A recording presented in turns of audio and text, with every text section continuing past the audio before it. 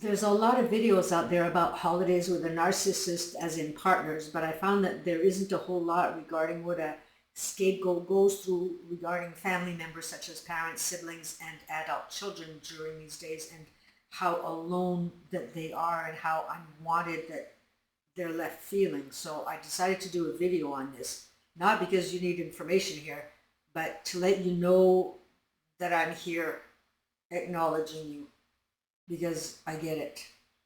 So that being said, here goes. The holidays can be an incredibly huge reminder of all the abandonment that you've endured for so long in your life, starting from childhood, and somehow it never seemed to stop. The siblings who never invite you to any holiday events but invite other family members, the ones who do invite you might do so through feelings of obligation, and you feel it. You know it all too well. You feel that you're unwanted and a bother. And for those who aren't welcome to any of the family events, it is daunting. It isn't something that you adapt to no matter how many years have gone by. The pain of that rejection is every bit as hard as year one. So here we go again. It's another holiday and you're alone again. Time after time, year after year, nothing changes. And for some of you, it's your children. And for some, it's both your adult children and your siblings or caregivers. It's one of the most, if not the most painful experience a person can ever experience. And in those times, you're left with these incessant thoughts that just won't go away. Not because you don't want them to, but because they haunt you. Everywhere you look, there's a reminder in these days, these times. You find yourself looking back at your life, and it's clear to you that every person in your life, or mostly everyone, has used you, has rejected you in some form or other, has made you feel as though you just never belonged. Partners never took you out, even though you played your part and fulfilled their needs. Friends disappeared when they no longer needed anything from you, or a better friend showed up for them. Caregivers acknowledged you only when you found ways to serve them, and siblings never welcomed you into their tribe. I've seen it. I've seen whole families assigned a role in the wedding of a sibling, like flower girls and the best man or woman, and no part for the scapegoat. Or families seated together and the scapegoat seated at a different table. These are things that you just don't forget. Not that you don't want to, but because they haunt you. Your whole world feels heavy all the time. And in this, we learn to make ourselves small and quiet. We did everything to not take up space. We didn't complain. We even smiled and still do every time one of them actually gives us 2 minutes of their time. And in that moment, you're filled with hope. Hope of the thought that perhaps they see you now. Perhaps they realize that you are somehow worthy or lovable. They see clearly. Unfortunately, time shows you that that was just a cookie crumb. But here you are. They were nice to you for one single moment, and you're back to thinking that everything is going to be okay now. They've changed, or they're changing. But again, this is the same hope that we cling on to with our narcissistic partners. The hope that we're going to be acknowledged, the hope that we're part of a tribe, that we belong somewhere, that we're accepted and that we're wanted. And so when things go back to the way that they always were with you, back to non-existence in their lives, you swallow and try to accept it, and maybe even try and calm your brain down with the idea that somehow they're just jealous or hurt, because the brain does that in order to survive. It looks for the path of least resistance, the least painful reason as to why they would treat you in such a way. It's a survival instinct. Another survival mechanism is that you stay busy. No time for tears, let's just keep moving. No time to feel the pain. And as much as you move fast and furious, doing and doing, mostly for others, the other part of you is completely halted, not moving forward at all. And I'm going to be addressing that one in a bit, at the end, actually, so stay tuned at the very end because it's really important. For now, I want to get back to the holidays and what you're going through here. It's the holidays again, and you're reminded everywhere you turn that the holidays are upon us. And you know full well that the pain of loneliness is about to be faced head on.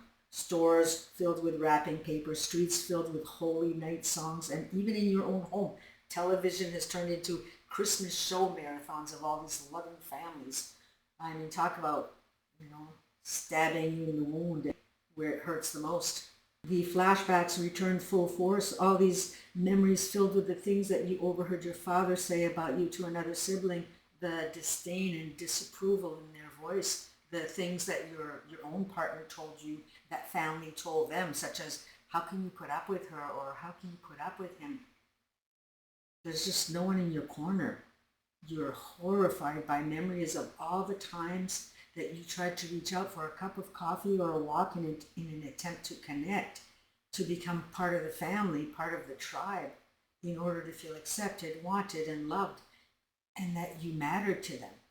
And each invitation denied. The awful things that your adult child said to you, somehow it's all your fault. You were to blame for the divorce. They say that love is the most important thing in this world, but for you, you've spent a lifetime denied of this love and left to starve. And so often, many of them spend a lifetime trying to fix what's wrong with them because they believe that somehow they need to be fixed. Type in yes in the comments down below if that's you. And they believe it, not only because they were conditioned to, but there's the continual re-traumatization, because often when a person is denied a tribe or any sense of belonging, there is a huge chance that they make mistakes along the way on the journey called life. I mean, even without trauma, people make mistakes along the ways. But the mistakes of someone who was mistreated will often be deeper mistakes, such as choosing the wrong partner, or maybe indulging in alcohol or drugs at some point in their lives because the pain became too much. And what happens is that any of those mistakes made were held in high judgment by the other family members. So now the scapegoat holds themselves accountable over and over and over, unable to let it go because the judgment was so harsh that they never recovered. They no longer forgive their own selves because the shame wound was instilled in them. And so how could they heal when the family continues to treat them the same? Your voice has been dimmed. You can't explain yourself to anybody. Nobody's going to listen. You experienced abandonment. Everyone consistently put before you. Zero emotional support. Your thoughts and feelings dismissed or invalidated time and time again. This is big trauma. But you're trauma bonded with them and you're dealing with cognitive dissonance. And it's important to understand cognitive dissonance for those who really want to heal. So I'll leave a link down below in the description of a video that I've just recently made on that subject. So now the outcome to all of this is that you not only have people around you disrespecting and disregarding you, you also disregard you. You're filled with the belief that you don't deserve and you're unlovable. Now the conscious mind doesn't agree to that. So you may be thinking that isn't so, but it's inside of you. It's in your subconscious mind, aka unconscious mind. Unconscious meaning not conscious. That's what we call programming. And this is what I want to talk about today. Now for some, you might not all be on the same page as I am regarding what I'm about to say here, but all I'm asking is to entertain the idea. Take what rings true for you and disregard what doesn't. I'm not here to convince anybody of anything. Family members are usually our biggest triggers so that we can learn what it is that we're needing to learn for those who understand soul contracts. I believe, like many, that we come back to earth to learn lessons. Even the Bible seems to point to that in a few places. I'm referring to reincarnation here. And that we decide in the ethers that we're going to play specific roles for each other so that we can pierce through the lessons that we had a hard time dealing with in our last lives. So we might set it up so that the family members will play a role of rejection so that we can face our own fears. And then once we learn that lesson, our lives take better turns with better experiences because we've overcome them. Often we don't learn right away and we move into one bad relationship after another. We find ourselves crying out to God as to why our earth is shaking, only to find out that it was God shaking it to nudge us awake a little harder because we aren't listening. That's what I believe anyway. It isn't punishment, it is the God within you, or spirit, whatever rings true for you, guiding you to help you overcome. The family that is harming you is mirroring back to you what you feel inside so that you can heal it. It's showing you where you're hurting and what needs to be fixed. So if you are still being rejected, if it's still triggering you, it is an unhealed wound that needs to heal. And when it comes to narcissistic families, the triggers are usually big, hence the wound is deep. So you might want to ask yourself this: what's this trying to show me? What is it mirroring? What is it reflecting back to me? And if it's still hurting you, it isn't healed, and it is pointing you in the direction that it needs to heal. Meeting up with family, especially in holiday situations, can and often does bring back floods of emotions of childhood memories. These are huge, huge triggers, and the pain can show up as resentment, anger, unforgiveness, jealousy, or fear, or shame. What is it bringing up in you? You have to pay attention to your emotions, and it's really important because the longer that we don't deal with it, the worse that our situations are going to get. The harder the earth beneath us shakes. It shows up first in your mental, then your emotional, then your physical body. If you don't stop to listen, to adhere to the lessons. First the psyche, then the organs. We aren't vibrating love, we're vibrating fear. We say that we don't trust others. How many of you are always saying that? I don't trust, I have a hard time trusting. But it's our own selves that we don't trust. We don't trust our decisions, our choices. We don't trust our own bodies to heal.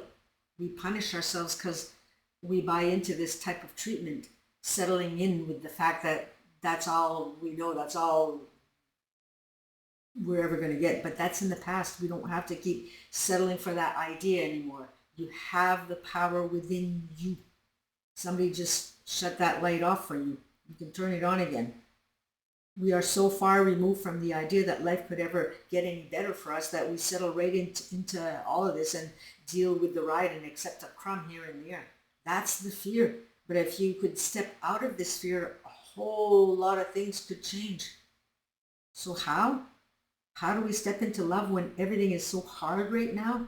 How can we feel that state of love that changes lives when all we feel is anger, resentment, anxiety, and all other negative emotions that we're dealing with every single day?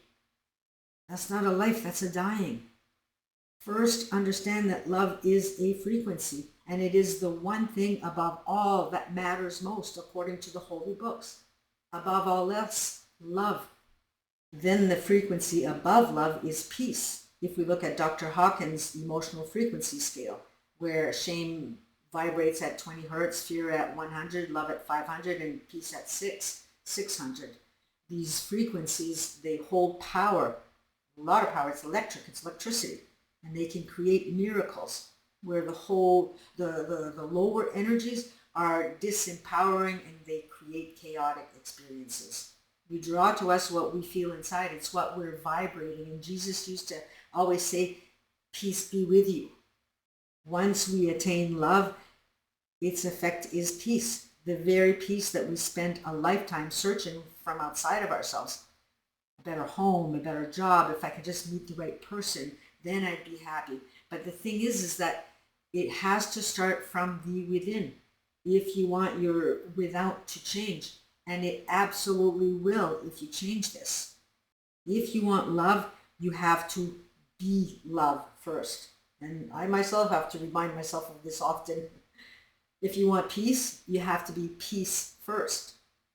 You don't have to add anything more to you. It's already in you. What you have to do is you have to remove what's on top of you because it's smothering you. The anger, the resentment, these are all energies. Love is not adding something. It is removing that which is not love, as Darriet J. Wright says. I remember hearing that for the first time, and it was like, finally. All my life I was trying to open up my heart center. It was always blocked. I didn't trust anybody. My walls were up. I would meditate for hours a day for months at a time, but still I couldn't forgive myself mostly. Finally, I looked at what love was not. And love is not anger. Love isn't fear. Love isn't resentment, nor guilt, nor shame. It isn't jealousy, and it isn't judgment.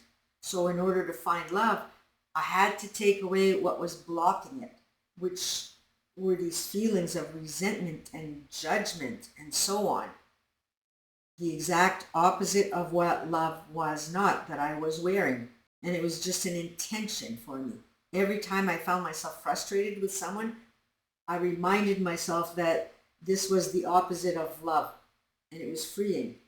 Feeling love felt way better than these daunting thoughts of frustration that would ruin my days.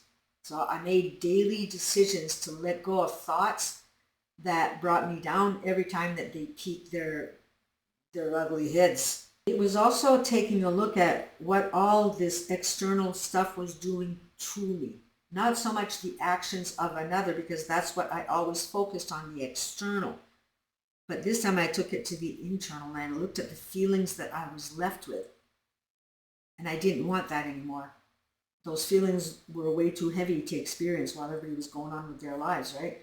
The weight of all these personalities around me, all having come forth for their own lessons, and how it was weighing me down. And I just got so tired of feeling that way. I had my own lessons to learn. I couldn't keep dealing with this. So I surrendered it. Start with looking to how you're actually feeling in all of this. Stop tightening the tap. It's got to matter that your feelings matter.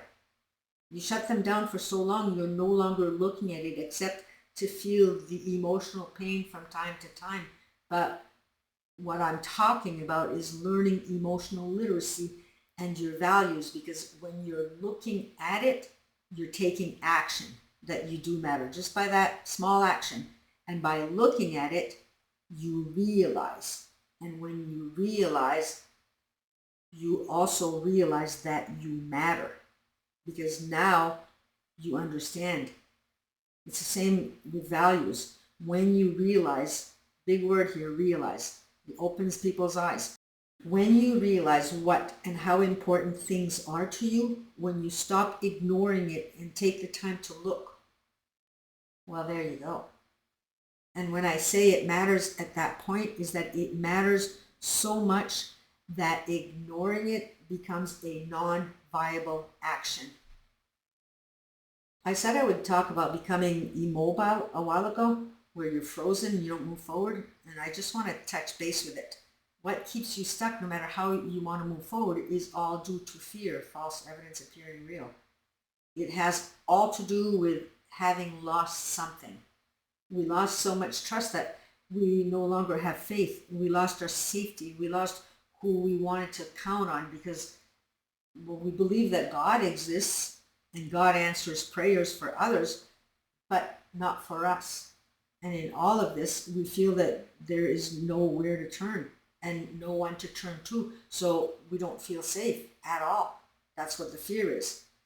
But if we can start to reprogram our minds with repeated statements like, I am safe and life supports me, eventually the subconscious mind will pick it up.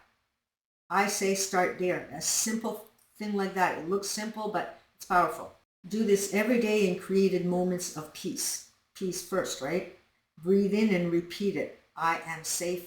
All is well. Start with learning to feel safe from within so that eventually your outer world feels safe also. As within, so without. It has to be first from within. And another thing is start pondering on the God within, because God or source energy, whatever you're comfortable with, is within. Your holy books tell you that. Churches might not, but the books do. We've been programmed for so long that God is this faraway external God that is completely out of our reach and out of our control as to what we're to experience in life.